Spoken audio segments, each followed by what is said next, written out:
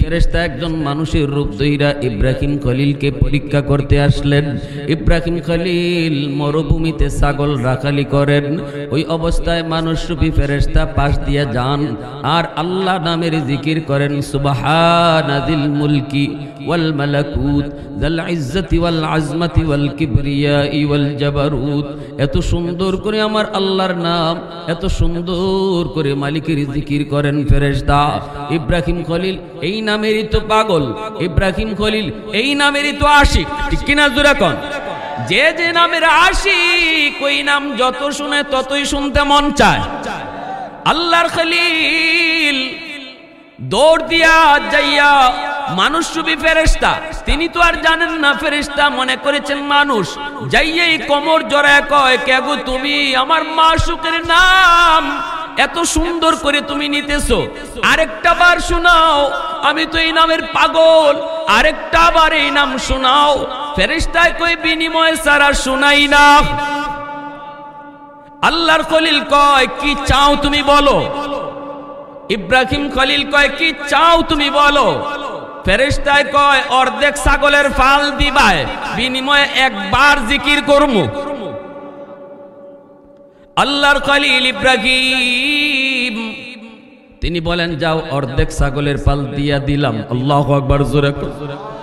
বিনিময়ে একবার শুধু নামটা শুনাইলো।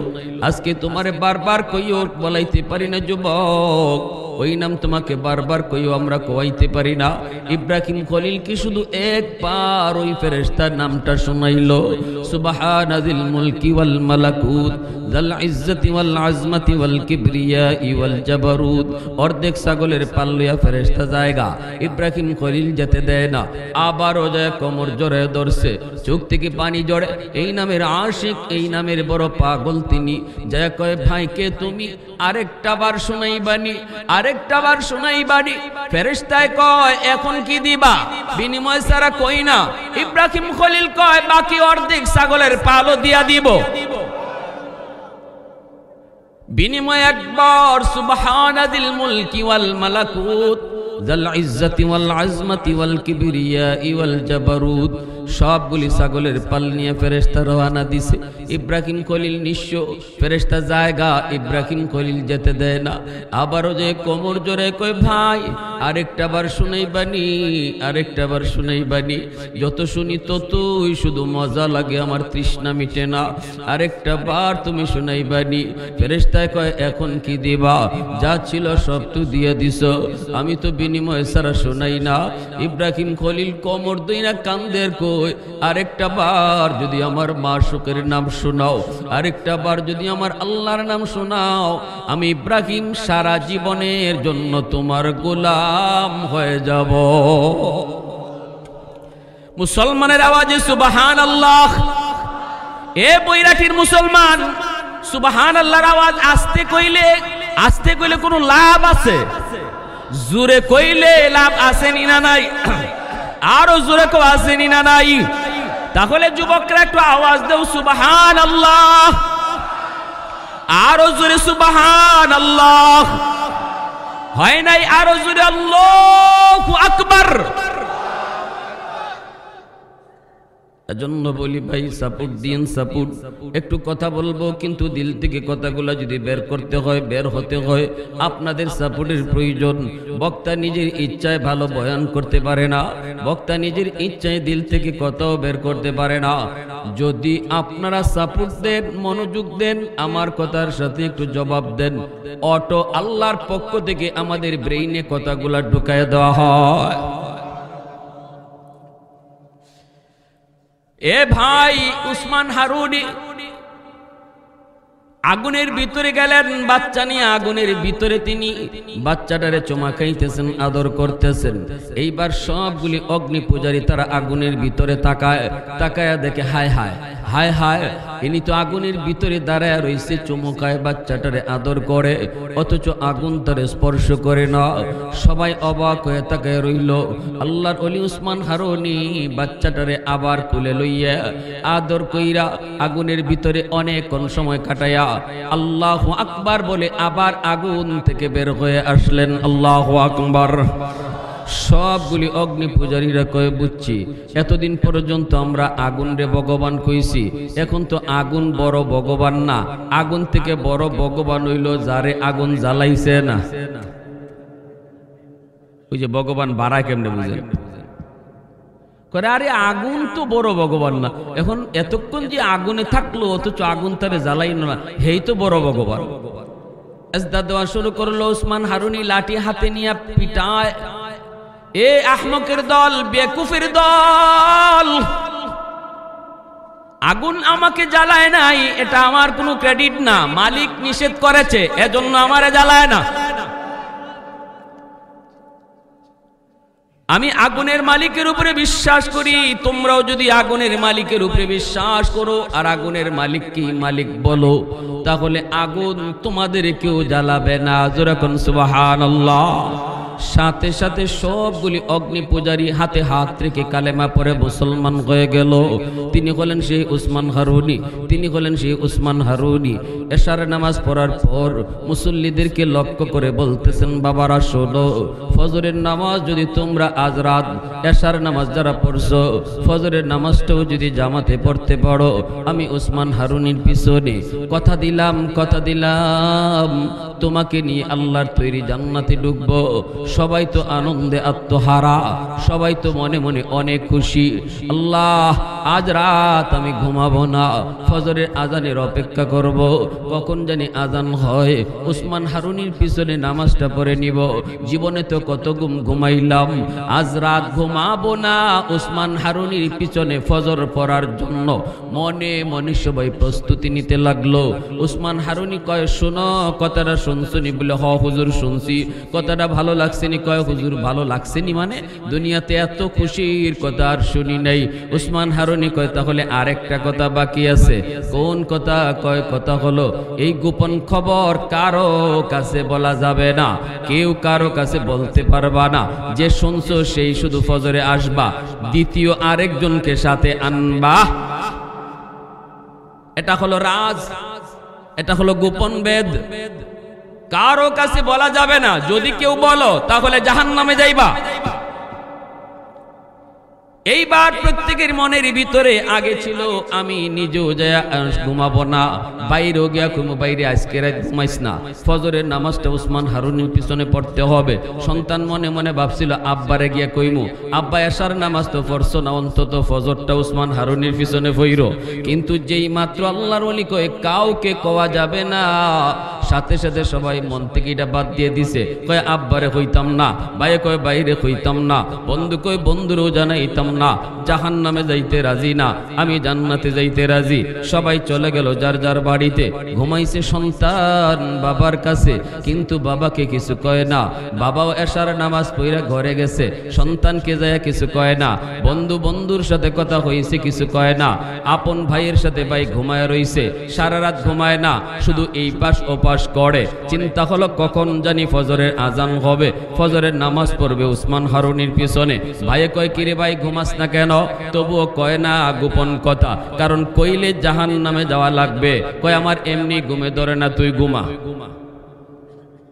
বুঝেননি আপনারা আমার কথা? কি ভাই বুঝতেছেন? আজান হলে পরে মসজিদে আসলো, উসমান হারুনি ফজরের নামাজ পড়াইলেন। সালাম ফিরানোর পর উসমান হারুনি মসজিদের পিছনে তাকায়া দেখে পুরা মসজিদ ভরপুর মুসল্লি। এশার নামাজ অত মানুষ ছিল না। বারান্দার দিকে তাকায়া দেখে বারান্দা ভরা মুসল্লি, রাস্তার তাকায়া দেখে রাস্তা ভরা মুসল্লি, মাঠ ঘাট সব বইরা গেছে। উসমান হারুনি ফজরের নামাজ পড়ার পর আবারও তিনি মিম্বরে বসে তিনি বলতেছেন, বাবারা শোনো, এশার নামাজ আমার পিছনে কারা কারা পড়ছিলায় হাত তুলো। এখন তুই খবর হয়ে যাব, ঠিক না? কি কই না? যারা যারা নামাজ পড়ছিল সবাই হাত তুললো। দেখা যায় হাত তুলছে না সংখ্যাই বেশি, তার মানে এরা এশার নামাজ পড়ছে না। যারা হাত তুলছে এরাই এশার নামাজ পড়ছে। উসমান হারুনি বুঝে গেলেন, তাহলে এই বাকি লোকদেরকে কে খবর দিল? মনে আছে নি তোমাদের আমার সুসংবাদের কথা? কয় হুজুর মনে আছে। আরেকটা কথা গোপন কথা কইছিলাম, কারো কাছে বলা যাবে না, এটা মনে আছে নি? কয় হুজুর এটাও মনে আছে। তাহলে এতগুলা মানুষ কোথা থেকে আসলো, কে তাদেরকে খবর দিল? একজনে কয় হুজুর কসম খোদার আমি কইছি না।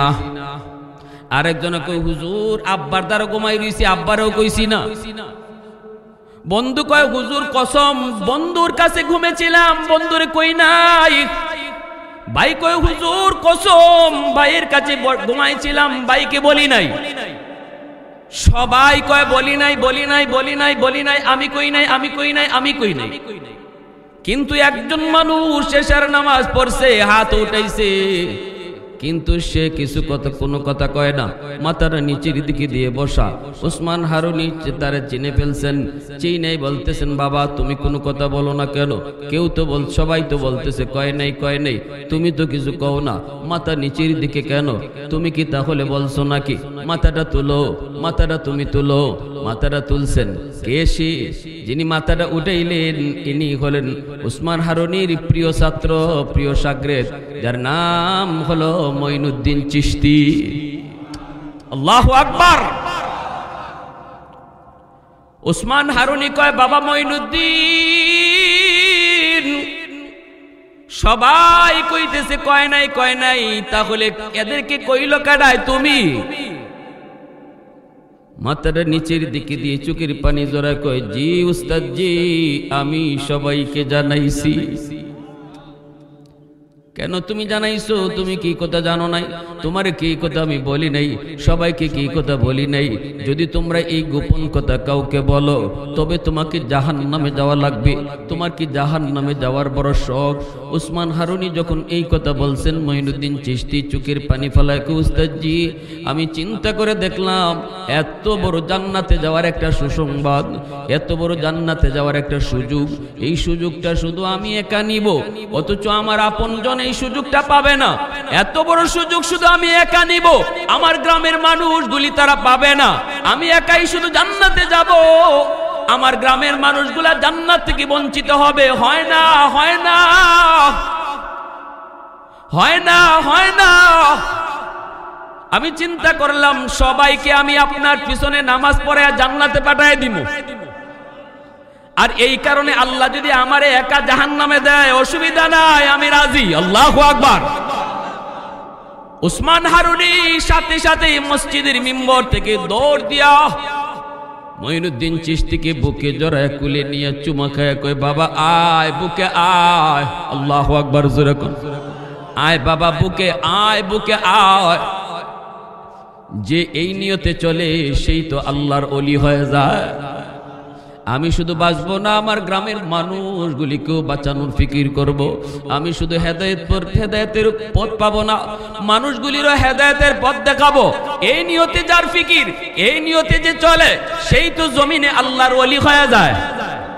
আমি ওসমান হারুনি হয়তো আর দুনিয়ায় বেশি দিন বাঁচবো না, আমার পরে আমার খেলাফত কাকে দিয়ে যাব?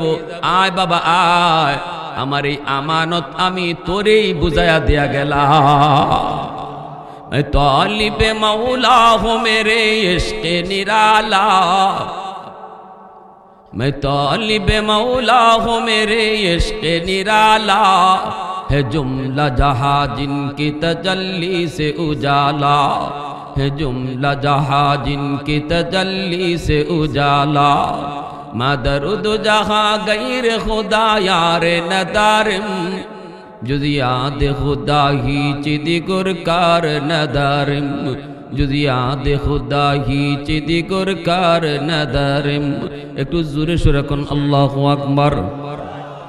এই বাবাজিরা শোনো, একটু শোনো, দিল থেকে কথাগুলি একটু বোঝার চেষ্টা করো। এই জমিনে যতদিন আল্লাহ নামের আওয়াজ থাকবে, যুবকগুলি যতদিন পর্যন্ত আল্লাহকে চিনবে, মুরব্বীরা যতদিন পর্যন্ত কষ্ট করে হলো আল্লাহকে সেজদা দিবে, আল্লাহ এই জমিন আল্লাহ ততদিন টিকায় রাখবে। হাদিসে কুদসির ভিতরে আল্লাহ নিজে বলেন, আলা কুল্লা ইয়াউমিন ওয়াল আরদা ইস্তাজিলু রাব্বাহু ওয়াল বাহরা ইস্তাজিলু রাব্বাহু ওয়াল মালা মালাইকাতা ইস্তাজিলু রাব্বাহু, আল্লাহ পাক বলেন জানোনি প্রতিদিন জমিন আমি আল্লাহর কাছে আবদার করে, ও মালিক বেনামাজির পায়ের আওয়াজ আর কত আমি শুনবো, সুদকুরির পায়ের বোঝা কত নিব, ঘুষকুরির পায়ের আওয়াজ কত শুনবো। আল্লাহ ওই যে নাফরমান কত দিন কত রাত আমি জমিনের উপর দিয়ে হাঁটি, আর কত আমি তার পায়ের লোড নিব।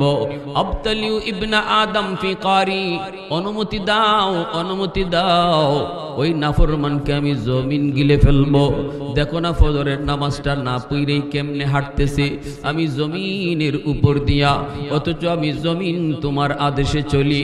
তুমি কইলে আমি ওরে এখনই জিন্দা কবর দিয়ে দিব, ওরে একটা কদম সামনে যেতে দেব না, কবর হয়ে যাব নিয়ে যাব। আল্লাহ কয় রে জমিন কেন? কয় কেন? আল্লাহ পাক রব্বুল আলামিন কয় কেন তোর এমন কেন মনে হয়? কয় ধৈর্য ধরবো তো আর কত ধরবো, আসবিরু ইলা মাতা আসবিরু, ধৈর্য ধরবো তো আমি জমিন আর কত ধৈর্য ধরবো, আর কত নাফরমানকে জমিনে চলার সুযোগ দিব। আল্লাহ পাক কয় এ দুনিয়ার মানুষ শুধু জমিন নয় জমিন নয় জমিন নয়, বলুন তো জমিন চাইলে একজন মানুষ জিন্দা খাইতো পারেনি না পারে না? জমিন কার কথা শুনে? কারুন রে জমিনে খাইছেনি না খাইছে না? মুসা নবী এরকম ওয়াজ করার জন্য দাঁড়াইছেন উম্মতের সামনে। কারণে মুসা নবীর বিপদে ফেলানোর জন্য একজন মহিলাকে টাকা দিয়ে আনছে। আইনা কয় তুমি একটু কও কি কইতো মহিলায়? মহিলায় বলে কইতো মুসা আমার সাথে জিনা করছে। নাউজুবিল্লাহ, জোরে কর।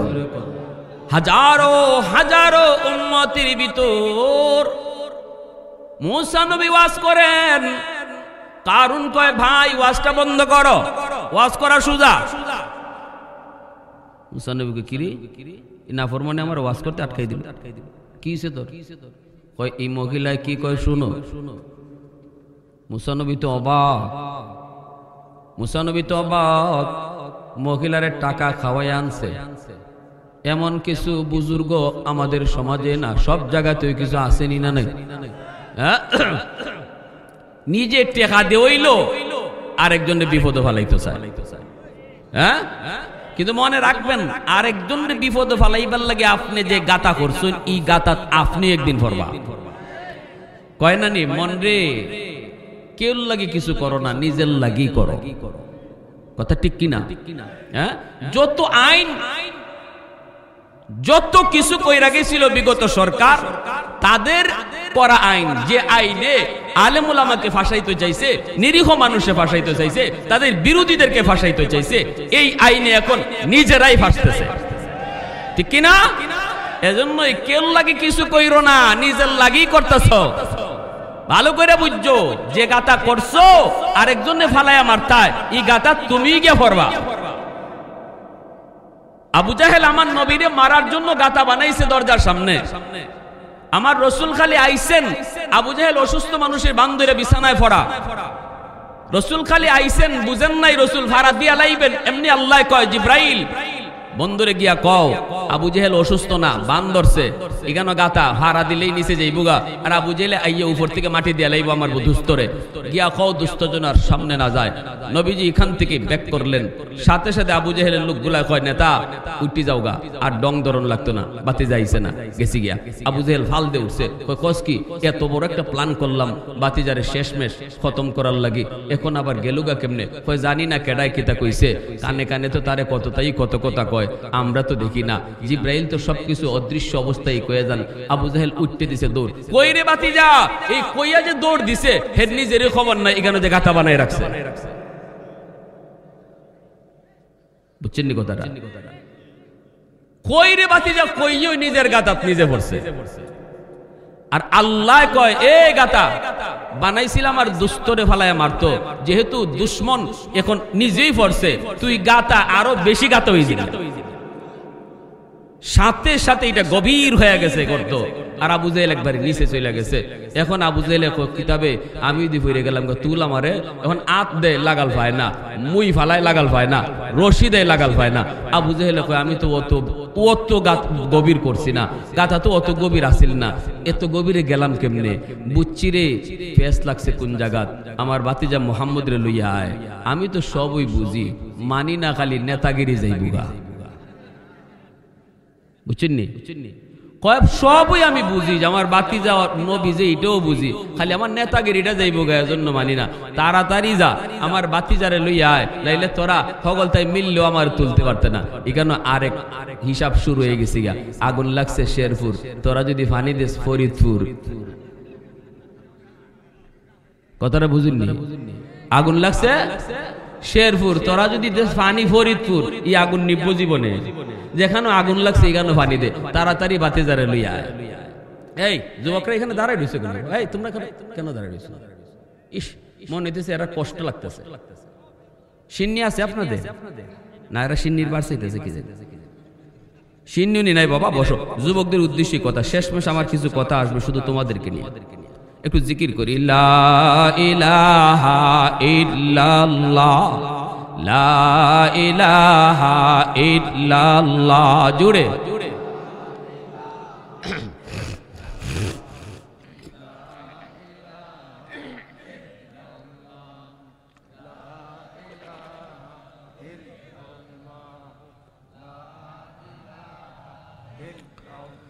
आवाज दे ला इलाहा इल्लल्लाह ला इलाहा इल्लल्लाह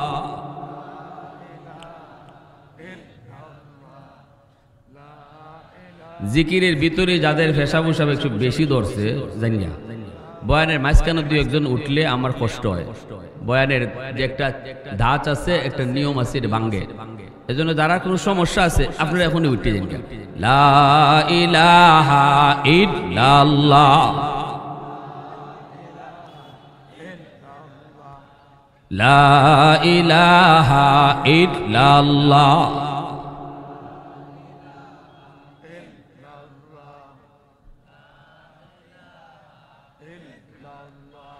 লা ইলাহা ইল্লাল্লাহু মুহাম্মাদুর রাসূলুল্লাহ জোরে সুরে বলি সাল্লাল্লাহু আলাইহি ওয়াসাল্লাম আমার নবীকে যায় এই লোকগুলি আইসা কয় মুহাম্মদ তোমার চাচা আবু জাহেলে তোমারে খবর করছে নবীজি কয় কেন কয় গাতাত পড়ে গেছি গা আল্লাহ নবী কয় কোন গাতাত কয় যেটা তোমার লাগি করছিল আল্লাহ রসুল কইতে চলো আমার চাচারে একটু তোলা দরকার আমি আপনি হইলে যাইতাম নি কিউ বৈরাটির মুসলমান কও না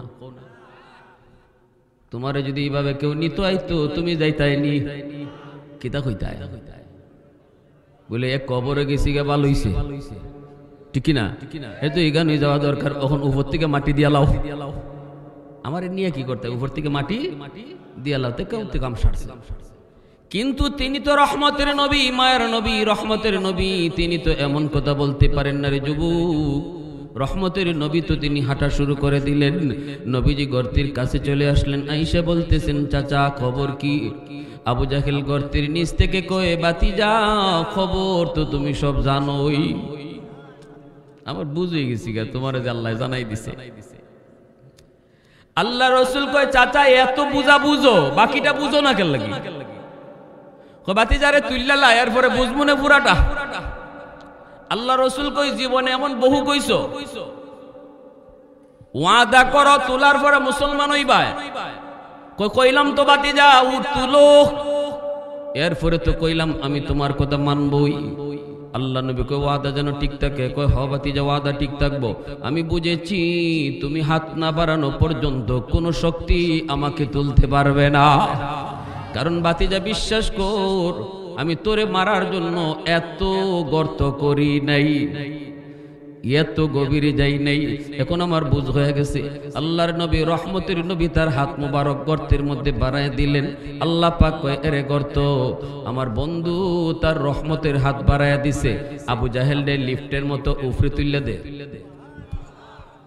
আবু জাহেল দে লিফটের মতো তুইলা দিছে এইবার রহমতের নবীর হাত ধইরা নবীজি টান দিয়ে আবু জাহেলকে উপরে উঠে আনছেন এইবার নবী কয় চাচা ওইছি নি বলে ওইছে এখন বাকিটা কইরা লাও মুসলমান ওই যাওগা আবু জাহেল কয় বাতিজারি তুই অত বড় জাদুকর নাউজুবিল্লাহ জুরে কোন হ্যাঁ আমরা তো বিপদে পড়লে আল্লাহ আল্লাহ আল্লাহ হ্যাঁ ডেউও পড়লো ও আল্লাহ ও আল্লাহ ও আল্লাহ, আর জীবনে নামাজ ছাড়তাম না।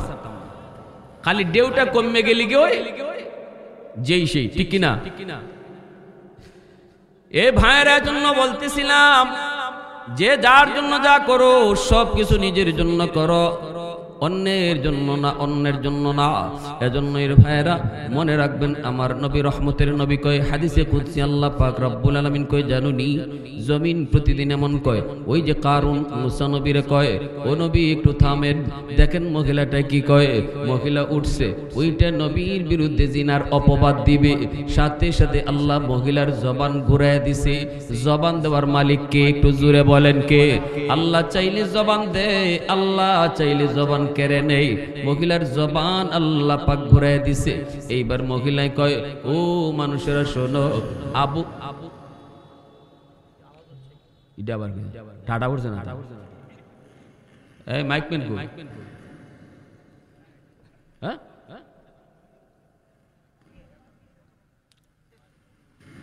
আরে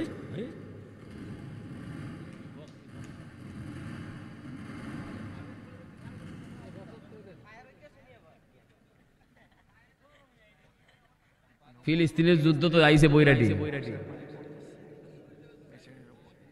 আচ্ছা আচ্ছা ঠিক আছে, আপনারা কথা শুনেন তো, আপনাদের শুনতে কোনো সমস্যা হইতেছে না তো? মহিলায় কয় এ কারুন আমারে টেকা খাওয়াই আনছে, মুসা নবীর বিরুদ্ধে জিনার অপবাদ দিতাম, ও গুমর ফাঁস করে দিছে। কইতো কোনটা আর কয় কোনটা? কওয়াইছে কেডায়? আল্লাহ। ঘুরাই দিছে কেডায়? আল্লাহ। ডিস্টার্ব হইতেছে রে ভাই, হইতো না, বক্স বাদ দিল, আমার মাইকেই চলবো, বক্স বাদ দিয়ে দাও। হ্যাঁ ঠিক আছে, হ্যাঁ ঠিক আছে, একদম ঠিক আছে, বক্সের দরকারই নেই। আপনারা আমার এলাকার মানুষ আমি মনে করতেছি, এজন্য মন থেকে কিছু কথা স্বাভাবিকভাবে কিছু বলতেছি, অত ভাড়াভাড়িও না, উড়াউড়িও না। কি দেখেন আপনারা নাকি তা আপনারা কষ্ট হইতেছে? হ্যাঁ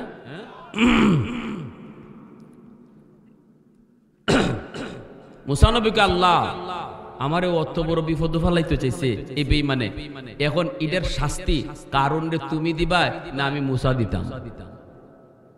আল্লাহ পাক কয় মুসা, মুসা নবী নরম নবী না গরম নবী জানেন নি আপনারা? খালি গরম নাকি বেশি গরম? মুসা নবী গরম হইলে পরে চুল খাড়া হইয়া টুপি ছিদ্র হইয়া বাইরে যেত। বৈরাটির এমন মানুষ আছে কেউ? মানুষ বেশি গরম হইলে নাও একটু চুল খাড়া হয় বা একটু শরীর গরম হয়, একটু ফুলে, কিন্তু মুসা নবীর গরম হইলে চুল খালি খাড়া হইতো না, টুপি ছিদ্র হইয়া বাইরে যেত। এত গরম নবী মুসা নবী। কয় মালিক কারণ রে তুমি ধরবাই না আমি ধরতাম? আল্লাহ কয় মুসা তুমি ওই ধরো, আমি সাহায্য করবো। সাথে সাথে মুসা নবী জমিন রে কয় ইয়া আরদ খুজি, এই জমিন তুই কারণ রে ধর। বলতেই জমিন কারণ রে কামড় মাইরে ধরছে। আল্লাহ কইছে রে জমিন আমার মুসা যা কয় তুই মান। আল্লাহু আকবার, জোরে বলেন। আল্লাহ সাহায্য করেছে, জমিন কামড় দিয়ে ধরছে। এখন কারণ চাইছিল দৌড় দিত, মহিলা যেই উল্টা কইছে, কারণ চাইছিল দৌড় দিত, সাথে সাথে দেখে জমিনে কামড় মাইরে ধরছে, দৌড় দেওয়ার সুযোগ দিছে না। এখন মুসা নবী সাথে সাথে কয় রে জমিন ভালো করে ধর। সাথে সাথে জমিন গিলে ফেলা শুরু করছে, হাঁটু পর্যন্ত জমিনের নিচে চলে গেল।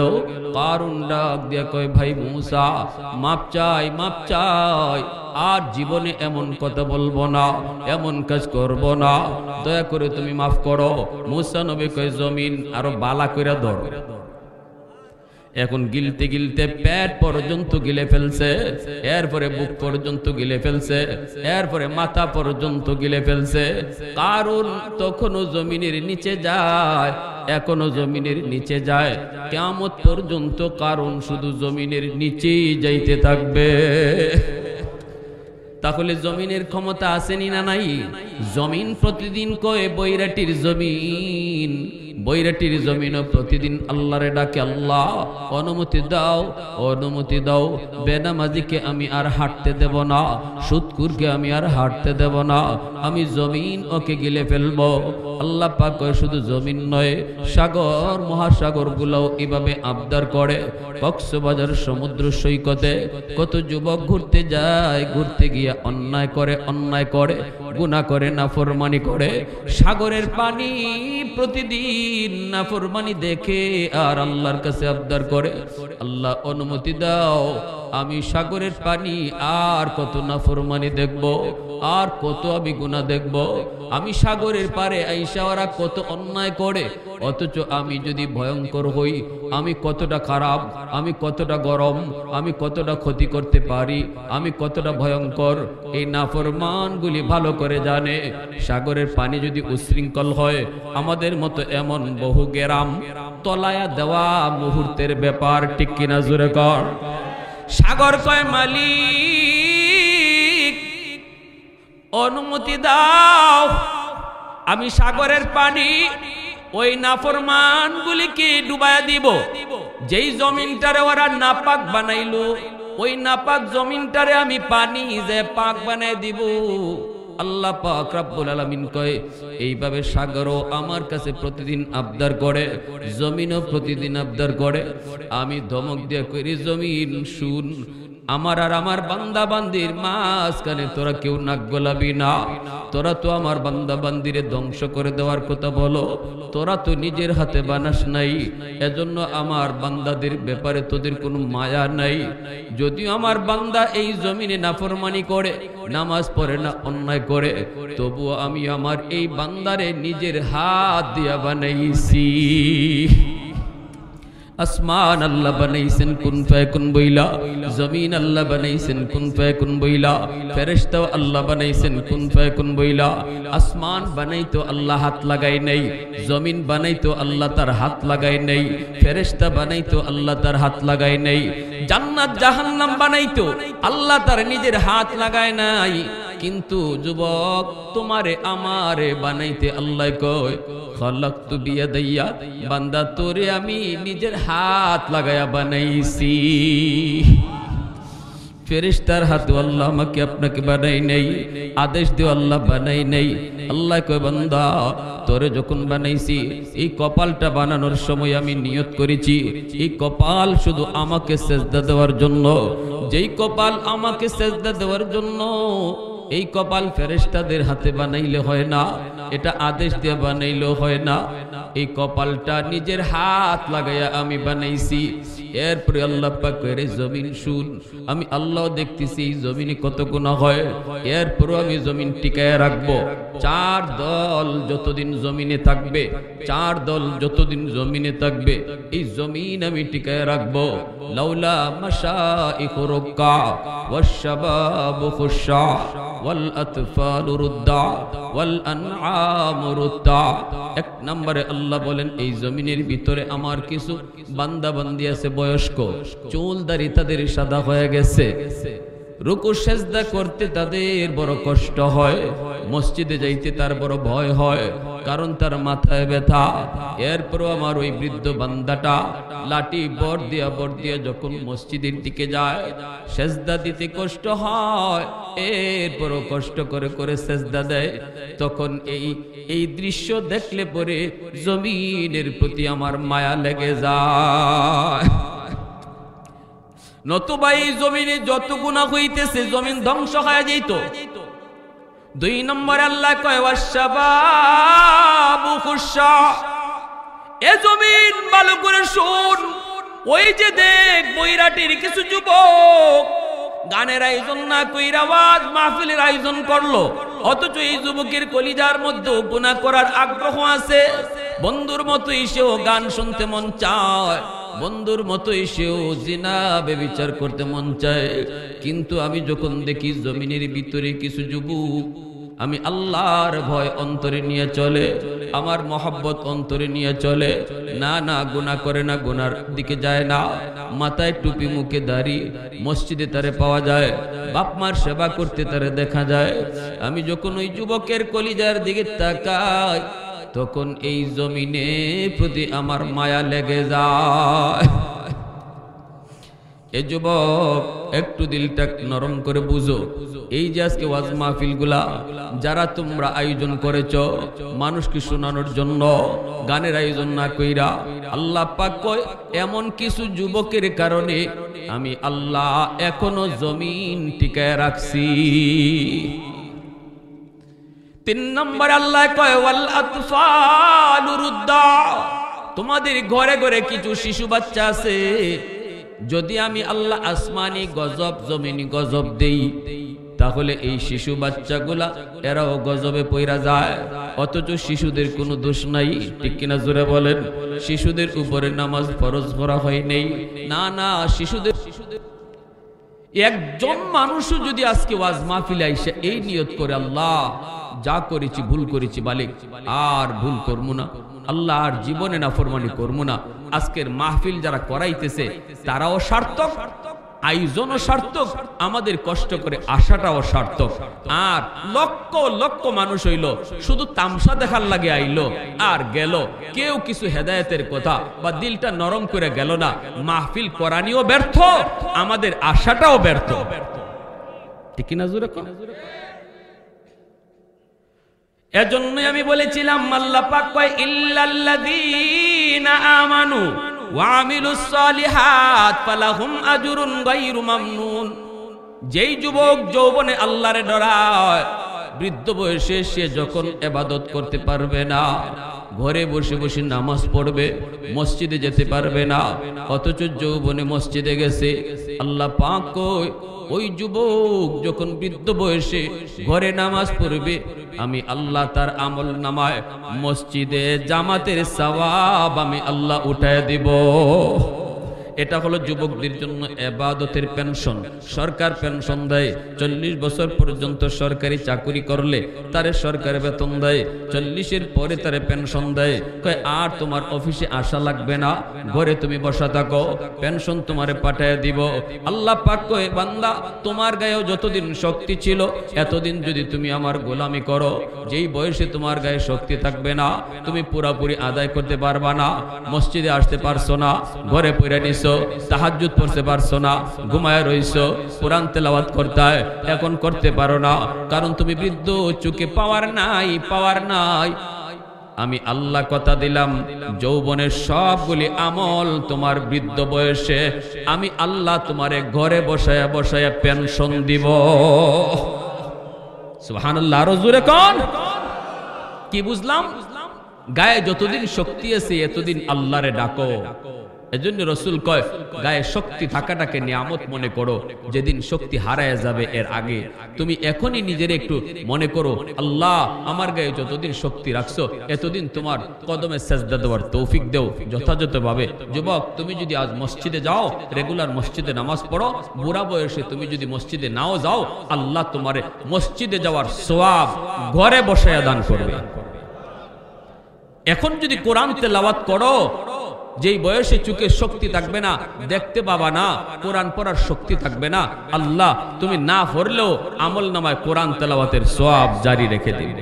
এই কথাটা আল্লাহ পবিত্র কোরআনের সূরাতুত তিনের মধ্যে 4টা কসম খায়া কইছেন। কয়টা কসম?